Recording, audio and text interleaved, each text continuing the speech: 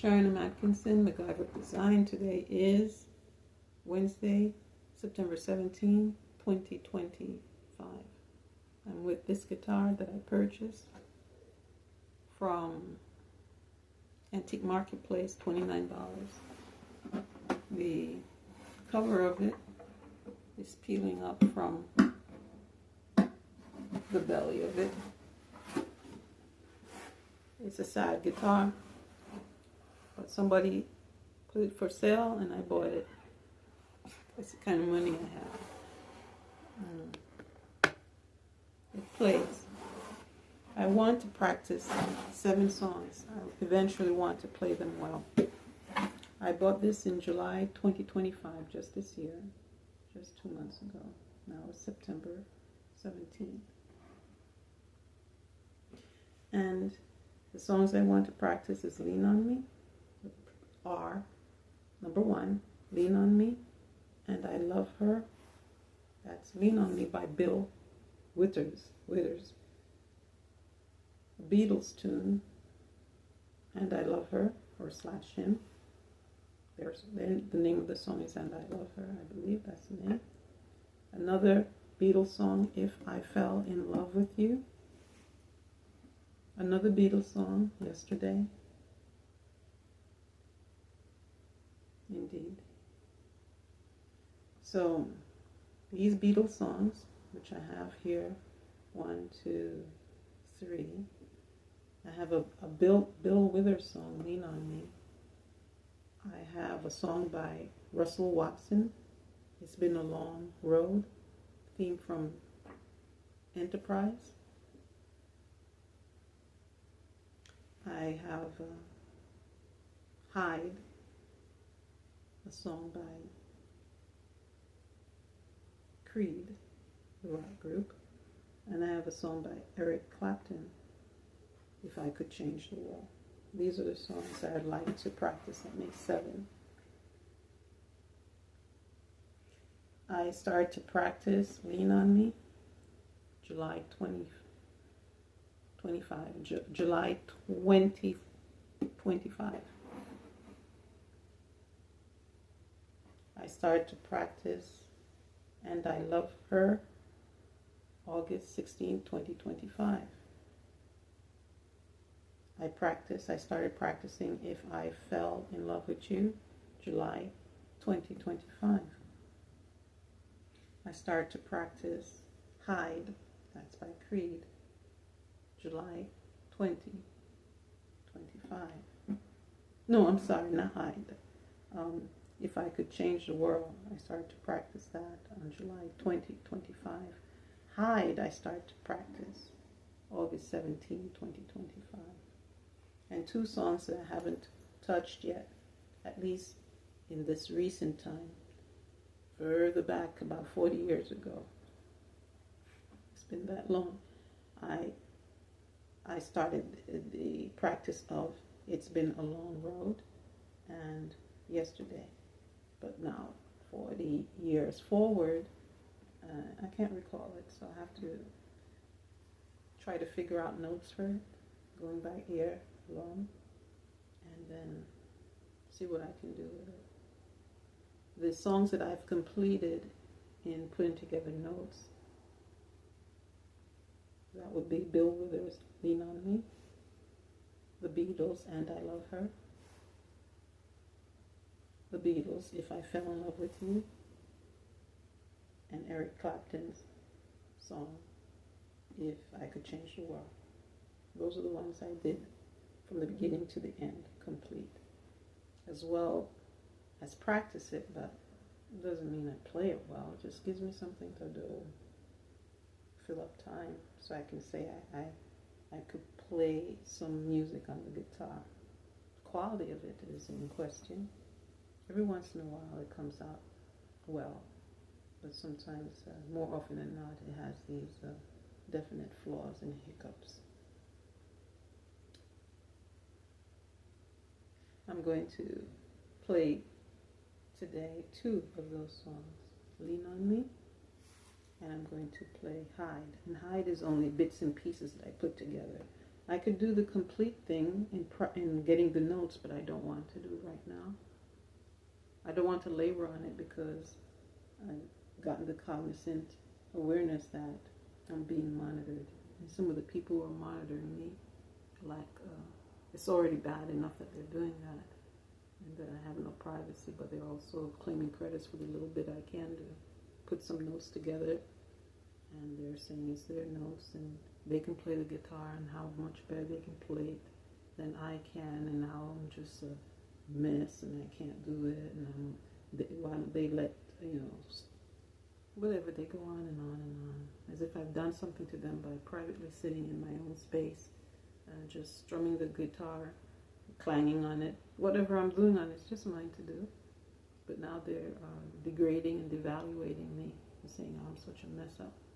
And they could play the guitar better than while they're busy practicing my notes, watching me, and picking up my fingering to get the notes so they can play it. So if I am a mess, then they're learning from mess. That means they're worse off. And if they're better off than I am, they shouldn't be bothering with me or copying from me. And they certainly shouldn't be calling me all kinds of vulgar names or any name calling, because they're sitting there studying me, somebody they already claim to be their inferior. And I'm just minding my business quietly. And even in my privacy, I'm being, what they call that? What narcissists do? How they discard you, devalue. I'm being devaluated and discarded. And I'm not having any conversations with them. I'm just quietly mind my business. So, a particular person that has come into my cognizant awareness, that's a woman. She's a guitarist. And she's busy copying my notes and my fingering and recommending herself based on my notes and having people support her in assuming credits for the little minuscule things I'm doing, as if it were much of a credit, but that little bit of credit they're claiming. And she particularly wants to claim not only all these songs that I've practiced, but Hyde. For some reason, she's very much into the Creed, Hyde. And all I've done was a few notes on it, and it's not consistent through from beginning to end. And I'm just putting that together, and I want to add more, but I think I'm going to hold off on it because she's claiming it as hers and her genius and her creation. So every time I think about doing some more on Hyde, I say, yeah, but I like the song and I want to do more on it, but not right now. Maybe I'll do the cover for Hyde first, and it's not even the whole thing, it's just bits and pieces. So, it's just bits and pieces.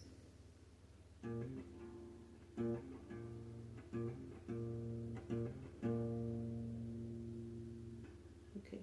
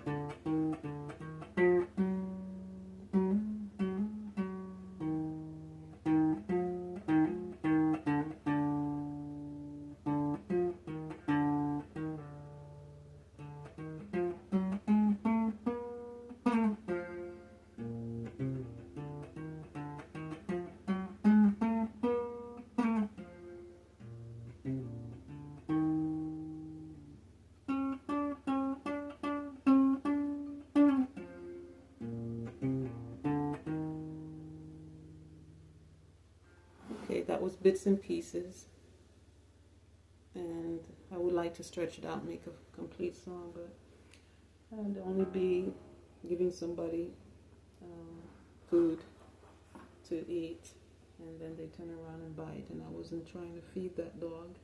They're just sniffing around, barking and biting and calling names and trying to be threatening and belittling. So these are the notes I put together, that even this little thing, somebody else doesn't want to do their own work. Just sit there and watch and then claim credits. And if that was not enough, devalue and discard. Recommend me for the firing squad and for the furnace, and how I'm no good, and how she's so much better, and I shouldn't even be playing the guitar, but since I'm doing it, she'll just watch it, and because she knows I do it better. I'll show you how it's really done, and then she's going to do my notes.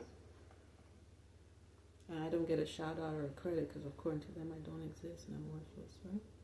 So this would be the cover for Creed, that's a rock group, and the song is Hide, and I'm just practicing. But I hear people say cover all the time, and maybe that covers them from royalty and being from any claims that they're claiming that that song is theirs by just playing it. So that's what I'm doing. And a shout out to Creed, and that was just a cover. Practicing notes. That's all I was doing. Now for Lean On Me, that's Bill Withers, and that's his song. And I'm going to do a cover for that. And in my mind, it's complete from beginning to end. It's not just a few notes. So whether it's actually longer, this is about, I don't know, I should do the timing on this. It's maybe 3 minutes. So let's see. Another tune.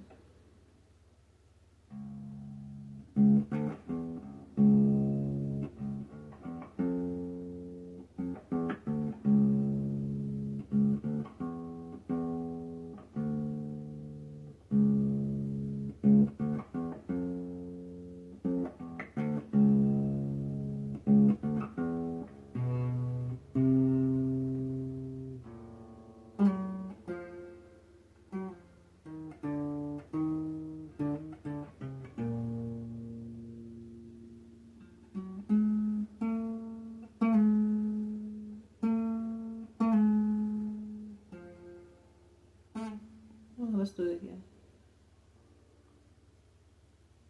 I wanted to close my eyes and do it. I suddenly played the guitar with looking at the chords.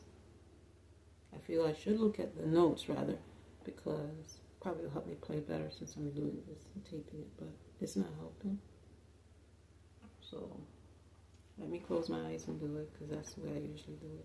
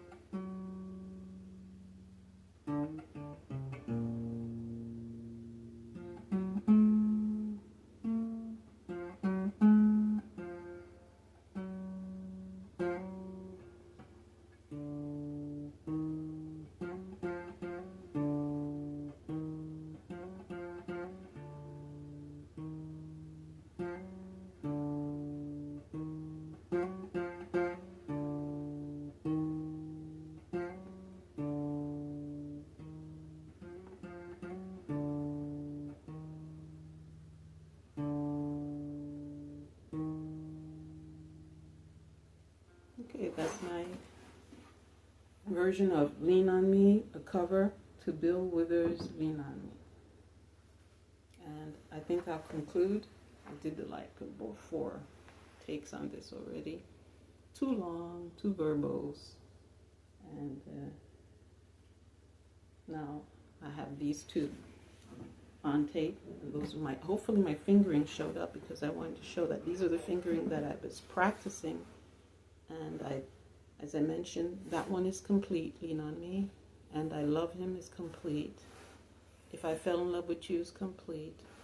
And If I Could Change the World is complete. From beginning to end, I have it presented in my mind as a complete finished work, as a cover, so that I don't have a song book, a musical book to follow notes.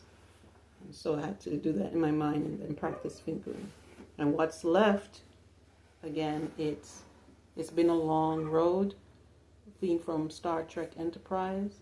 The singer for that is Russell Watson. And also Yesterday, that's a Beatles tune. I have to recapture the sense of it and the notes of it, because 40 years ago, I did do some parts of it, but it's lost to me now. And I would just like to do 7 songs. That's it, 7 songs, not because I want to be a pro, just because it fills up time, it fills up my cup. This guitar I bought from Antique Marketplace on Main, in Bangor, Maine, just a couple of blocks away. And it's damaged. The top part is separated from the belly of it. It cost $29, but it still plays. And that's some of the things I'd like to do, fill up my time, in addition to doing my playlist. And that will be my praise presentation to Jehovah by speaking to or about him and putting that on tape. It's like preaching, but I'm not going from door to door. And it's from my own studies. And I'm not going from door to door. I'm just recording what I know without somebody censoring me and saying that's not what we teach, or that is what we teach, or not looking for that kind of scrutiny. And so this is what I've come to understand about Jehovah, so I put it on a playlist. And that gives me a sense of accomplishment also, the greater source of accomplishment, to turn around, pay back, and reciprocate, and not just expect God to keep being concerned about me when I'm not even concerned about myself, or I'm not concerned about him. So all day, Jehovah God taking care of me, and then I'm too tired to do this. Oh, I'll leave it for last, so I won't be bothered. I have to be more consistent, because I would like for him to be consistent towards me. And since he is, then what kind of payback or reciprocation is, I'm too tired. Do I have to? No, maybe I'll put it off for, maybe I'll do it tomorrow. Maybe. And all these maybes makes for a person who's not even a friend of Jehovah. All these procrastination. That person was just a taker. So that's the reason why the Mind's Eye playlist came into mind. Doing that. And playing the guitar, or cooking, or dancing, or singing, or anything else. I don't have to be good at it, but it fills up time. And it makes me feel that I'm doing something more than wandering aimlessly or just admiring others. I remember that feeling when I had when I was a young girl, or when I was in my 20s for sure, that TV took up too much of my time. That I knew the plot. I knew the plots of things by the time I was 11. And it became tiresome watching the shows, because you knew exactly what was going to happen. And then some of the movies and the shows, I was the people glamorized. When I saw it, it was like, oh, that's too violent. I don't like that. But it was a glamorous thing for some people. And so when you finally get to see it, I knew it wasn't my forte. It wasn't appealing to me. Then you sit around watching sitcoms all the time, and then you say, wow, this is life. You go out, you maybe play if you're a kid, and then you go watch TV. And when you're adult, you go work, and then you go watch TV. And then I remember the couch potato scenario that people spoke of when I was little, when I was young. Couch potato. and they start making it more sophisticated by saying sedentary lifestyle. You shouldn't not be sleeping on the couch all the time watching TV. Don't have a sedentary lifestyle because it will debilitate you, it will kill you eventually, sooner than later. Heart attacks, diabetes, etc. Sedentary, right? You have to have movement. And I said, so I don't have all these special skills. And so I said, well, what you gonna do? Learn. Do you have to be a pro? No, just try to cook something. Just try to dance, just try to sing, and then just try to do something. Not to have a sedentary lifestyle, and not to go around saying all day, I'm bored, what am I doing next? I don't know, I'm bored. I said, because you're not doing anything. So what am I supposed to do? Learn how to do something and do it. So this is part of my project that I've developed in my own mind, that you don't have to be talented or super talented. Even if you are talented, it doesn't have to be the highest peak. And if you're not talented, so what? Do something. Now fill up that cup so as not to be vacant. Your entire life is vacant, and you're watching somebody else fill up their cup, and you call that entertainment. Sure, but what have you done to fill up your cup? Other people serve as entertainment, but the question is, do I like myself? Can I keep my own company? Do I do anything that I actually enjoy doing and saying, oh, that's good, that's an accomplishment? Some people paint, they draw, they write poetry, they do all kinds. I did poetry, I did all kinds of things. And one of the things that helped me to be better at it is asking Holy Spirit, by praying and asking for help. I said, I'm really not so good at this, but if you help me, I could make a start. I could try to do it and make a start. And it might actually turn out well if you help me. On my own devices, it's just a mess. And I'm still doing the same thing over and over again. I'd like to progress in it so I could feel like I've filled up the cup a little bit. And so I started to pray before I do the poetry. And I wrote some great poetry, but they're all lost. Moving from place to place and from state to state. And some things were stolen. I wrote some really good poetry. Went to a poetry workshop, and the person who was the head of that shop said she enjoyed my writing. She was publishing. I was in the library, 42nd Street Library, the evening workshop. And I only went there once. The only reason I went there once is I would have gone again, except that somebody else did a work that was good in my mind, but she didn't like it, and she criticized that person severely, and I felt hurt for that person. That to me, she could say that my work was good, and to somebody else, she just chewed. I believe his name was Jonathan, that was his first name. And he wrote a poetry, and he said something about melting on the tongue of God. And it was a short poetry, and I really liked it. And I couldn't understand why she castigated it. The poetry that I did was called Listen, Can You Feel It? It's lost to me now. But listen, can you feel it? And I remember the analogy and the metaphors, the bottom line, but not word for word. But it was a good poem, and I had a few like that, and they're lost now.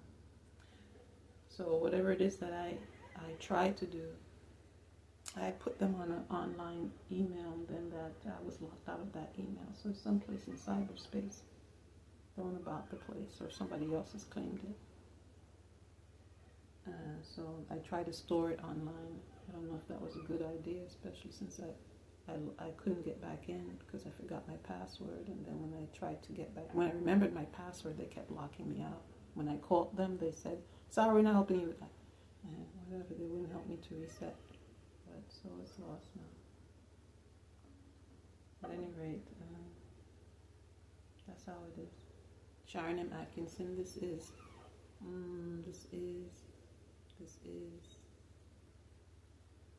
Wednesday. This is September 17, 2025. And the time now, see if I could get this time.